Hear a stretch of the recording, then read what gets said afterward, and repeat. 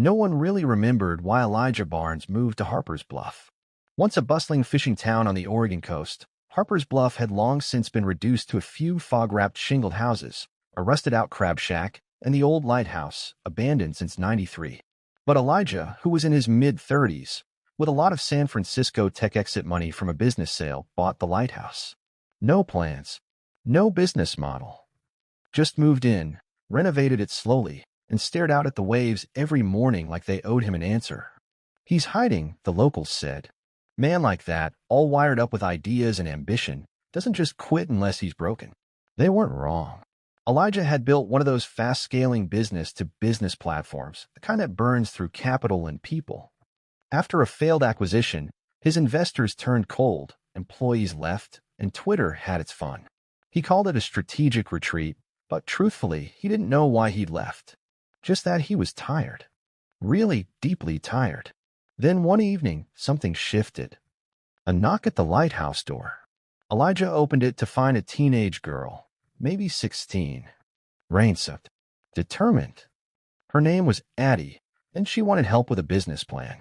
I heard you used to build stuff, she said. I've got an idea. Not some app. A real thing. Against his instinct, he let her in. Addie had ambition, no doubt. She wanted to repurpose discarded coastal debris, ropes, driftwood, rusted tools, into artisan furniture and sell it through her cousin's Instagram following. She showed him sketches, all rough but honest. It's dumb, right? She asked. I want to make something real. But maybe I'm not good enough. Elijah stared at her, and for the first time in months, the fog inside his head lifted. Not completely. Just enough. Let me show you something, he said. He walked her up the spiral staircase to the lantern room, pulled out a journal, dozens of pages of ideas, diagrams, pitches, all unused. All brilliant. All unused because he'd convinced himself the world had rejected him. In truth, he had stopped contributing the moment the applause faded. I built a billion-dollar company because I wanted people to like me, he said. Not because I believed in what I was doing. Addie raised an eyebrow.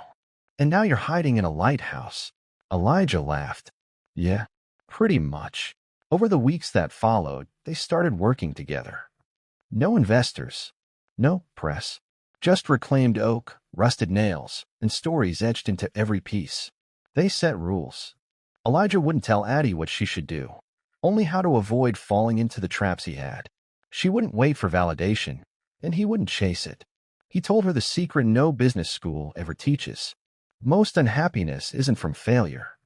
It's from performing all the time, trying to impress people who stopped watching long ago. They made their first sale 3 months in. A hand-carved bench from salvaged fishing crates. The buyer?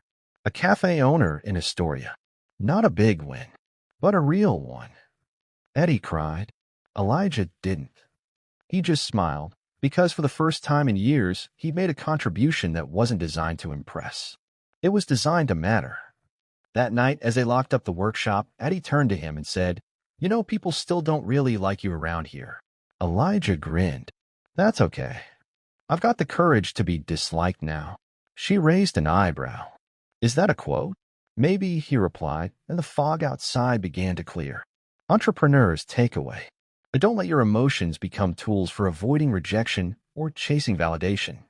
Flatten the hierarchy in your head. You're not above or below anyone. You're just walking your path. A focus on contribution, not control, not praise, just impact.